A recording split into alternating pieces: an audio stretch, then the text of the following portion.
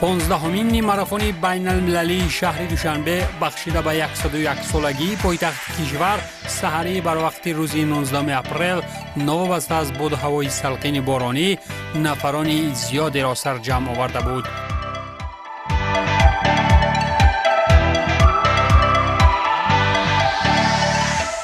Очень рад участвовать в 15-м международном марафоне, потому что в здоровом теле, здоровый дух. Я рад, что Душанбе поддерживает спортивное мероприятие. Вот сегодня я решила присоединиться к такому мероприятию, очень важному. Веду биологию, всегда пропагандирую здоровый образ жизни и веду его, естественно. А самый лучший пример – это свой личный. Поэтому вот сегодня решила пробежать, ну я не весь марафон, я 5 километров. Я как любитель бега сегодня. من اشتراکچی 60 مسابقه‌های بین‌المللی بیرون از مرز وطن هستم و دوبار چمپیون روسیه هستم. اینچنین چمپیون تاجیکستان در دنقره و اعضای دوندهای بین‌المللی و اعضای دوندهای روسیه هستم. و امروز آمدم که در این مسابقه اشتراک کنم. آمادگی من در این مسابقه بسیار هم بهتر بود. من پیش از آمدن اساسا من در کوه می‌دوام. در اسکندرکوب قریب یک هفته مشق‌های تمرینی بدن کردم. در نیم ماراتون بین المللی شهر دوشنبه که به طور همساله چون انعنه روز شنبه 3 ماه اپریل با تشبث مقامات اجرایی حکومت دولتی شهر دوشنبه برگزار می شود، در ردیف ورزشگران کسبی از کشورهای گوناگون همچنین نفران هوسکار نیز شرکت می ورزند.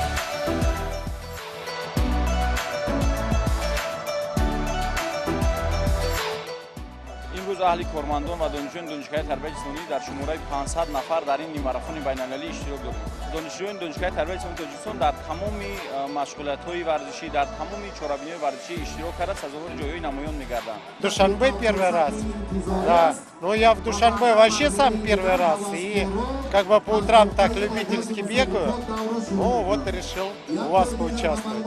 این گواهی آن است که تاجیکستان عزیز همیشه جانبدار صلح است، زیرا که میگویند که ورزش قاصد صلح است. ما از پیشوای معظم ملت از منبرهای بلند همیشه به جوانان تاکید میکند که با ورزش باشید، پرچم عزیز خود را در عرصه بین‌المللی گپ زنید. Каждый год принимаем участие в России в марафонах. Переехали недавно, вот решили принять участие в марафоне, так сказать, в 15-м международном, да? Правильно все. Вот. Ну, пока впечатления непонятные, потому что еще старт не дан, так сказать. Потом, думаю, все будет хорошо. Думаю, нам все понравится. بعد انجام آخرین کارهای آمادگی اخیراً فرصت آغاز مراسم رسمی گشاده شوی 15مین ماراتون بین المللی شهر دوشنبه هم فرا رسید.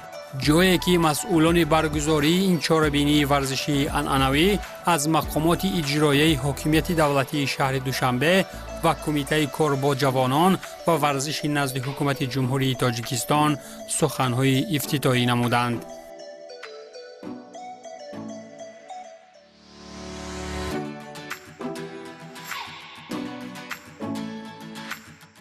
آمادگی آخرین برای برگزاری 15مین ماراتون بین‌المللی شهر دوشنبه بخشیده به روز پایتخت الکی انجام یافتند و پس از چند دقیقه خود مسابقه رسما آغاز می‌گردد.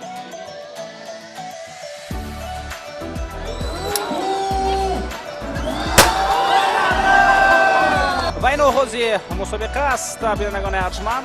من خداوندی میکنم که نیم ماراتون این البته از ماراتون پوره‌ای که هست فرقیت دارد. چون ترتیب بعدی 10 دقیقه از آغاز مسابقه با اشتراک ورزشکاران کسبی از 15 کشورهای دنیا اخیراً فرصتی آغاز این نیم ماراتون بین المللی میان ورزشکاران هوسکار هم فرا رسید.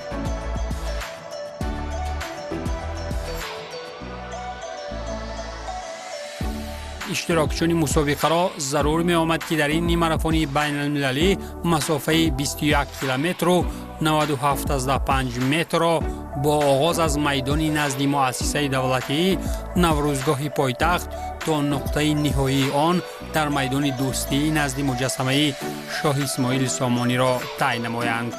6 نفر دارای نتیجه های بهترین از میان مردان و بانوان با جایزه های پولی قدردانی می گردند.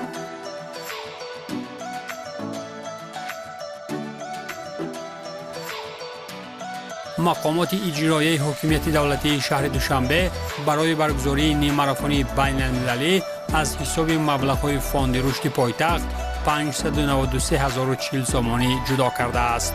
غالبان مسابقه 38,500 سامانی، نفران جای دوم 33,000 سامانی، مقامداران زینه سوم 27,500 سامانی، جای چهارم 16,000 سامانی، جای پنجم 14,800 سامانی و مقامداران زینه افتخاری ششم با مبلغ جایزوی 11,500 سامانی سرفراز گردانیده می شوند.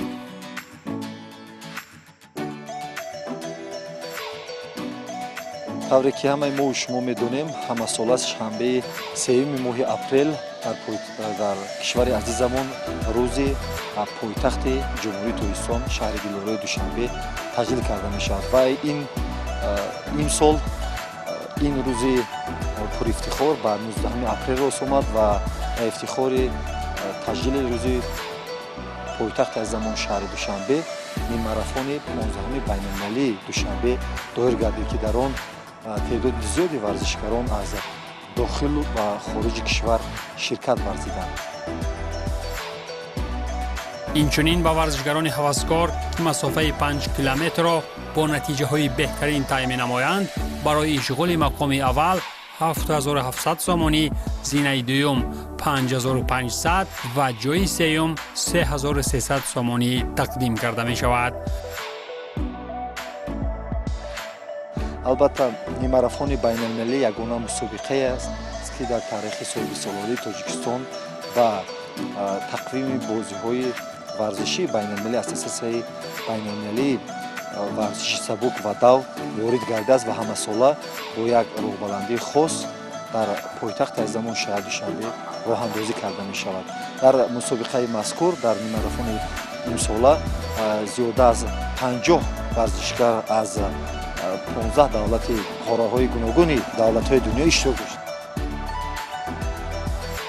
همین طریق در رفت رقابت میان ورزشکاران کسبی چطور مشاهده شد بعد پس سر شدن 5 کیلومتر اولی مسافه نمایندگان کشور ازبکستان و روسیه و فنتی گیرمای افریقایی با ویتالی شاف از اوکراین پیشتازی را به دست گرفتند.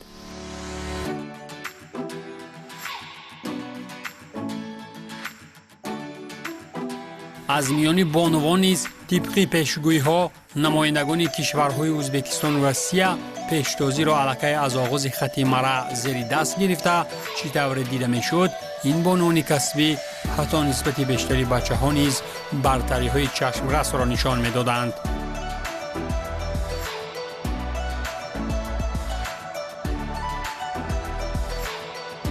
اگر برای خط غالبان نیم ماراتون بین المللی در تاریخ نگریم تا سال 2016 در میان مردان اصلا نمایندگان کشورهای اتحاد دولت‌های مستقل پیروزی به دست می آوردند ولی سر از سال 2016 تا سال 2019 موفقیت‌ها در زمین دوشنبه کلاً زیر دست ورزشکاران افریقایی گذشت.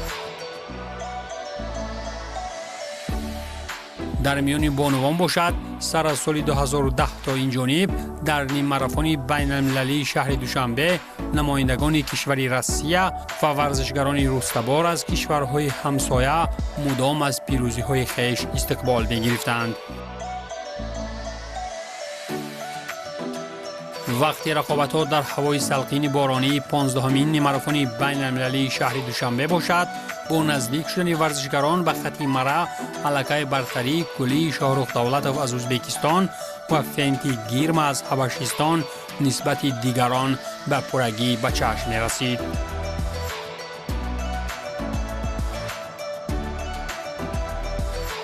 میان بانوان موفق باشد. کلی دقت‌ها را رقابت‌ها میان ورزشگران روسیه و ایکاترینا تینگوسکوی ازبکستانی سوی خویش کشیده بود.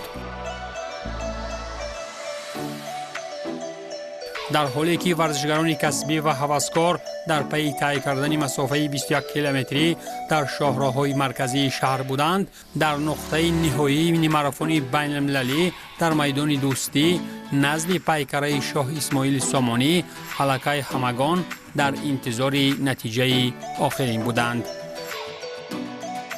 دوستان عزیز، ما عین حال در نقطه نهایی نیم ماراتون بین المللی شهر دوشنبه قرار داریم و این هم کیلومتر 21 است که پس از چند فرصت غالبان 15مین نیم ماراتون بین المللی شهر دوشنبه را خواهیم فهمید.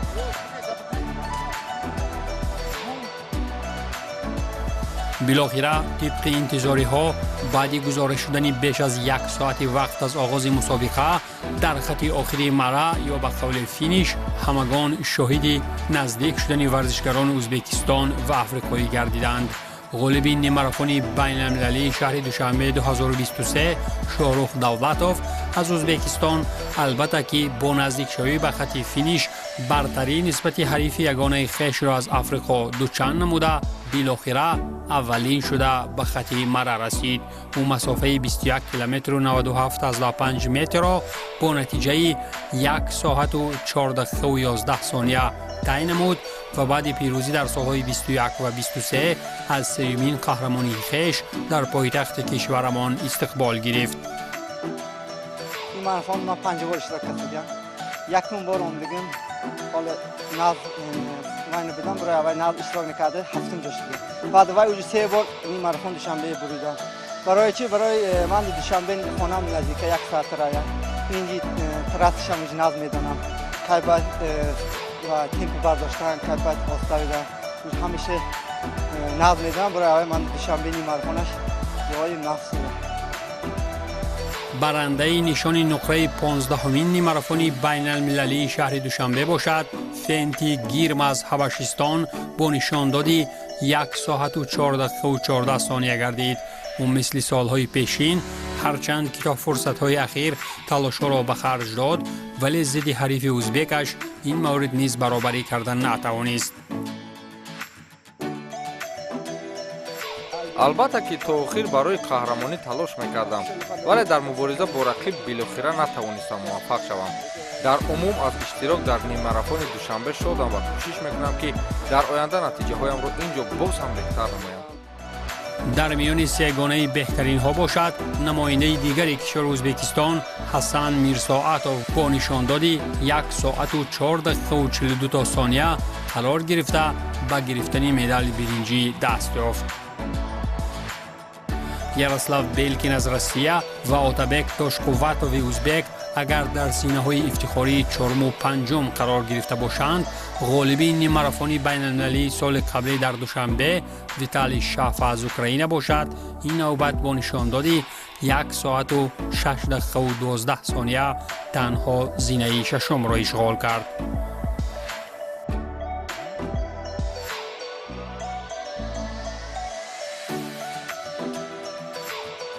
اگر لحظه به بهترین نتیجه ورزشگران تاجیک بینگریم، اینجا ظهورشاه نجم‌الدین با اشغال زینه عمومی 11 از میان تاجیکان اولین شده به خط مرا رسید. سال 2023 ظهورشاه 5مین شده به خط مرا رسیده بود ولی دوامی 2 سال اخیر این ورزشگری ما در قطار ششگانه بهترین ها جای گرفته نمیتواند. با دوام بسیار خوب بود، یعنی برای دویدن بسیار کلاه بود، سالکین و ما یعنی که خوشحال شدیم خیلی مسابقه ها ما میخوایم که خیلی مسابقه ها زیاد گردد و شرکت ورزیم صدای جای گردیم. وقتی رقابت ها میان بانوان باشد شطوری از اول معلوم بود رفتی مبارزه میان تینگوسکو و ازبکستانی و ورزشگران روسیه جالب ادامه میافت. نماینده کشور ازبکستان یکاترینا تینگوسکووا در این رقابت سخت و سنگین بالاخره تا به خط مرا پیشرفتی خود را نسبت حریفان نگاه داشته توانست و با نشانداد 1 ساعت و 18 دقیقه و 31 ثانیه بهترین نتیجه به دست آورد. یلنا سرگییوا با نشانداد 1 ساعت و 18 دقیقه و 34 ثانیه و الکساندر وداوینیا با نشانداد 1 ساعت و 19 دقیقه و 6 ثانیه از روسیه متناسباً نفران دوم و سوم شدند.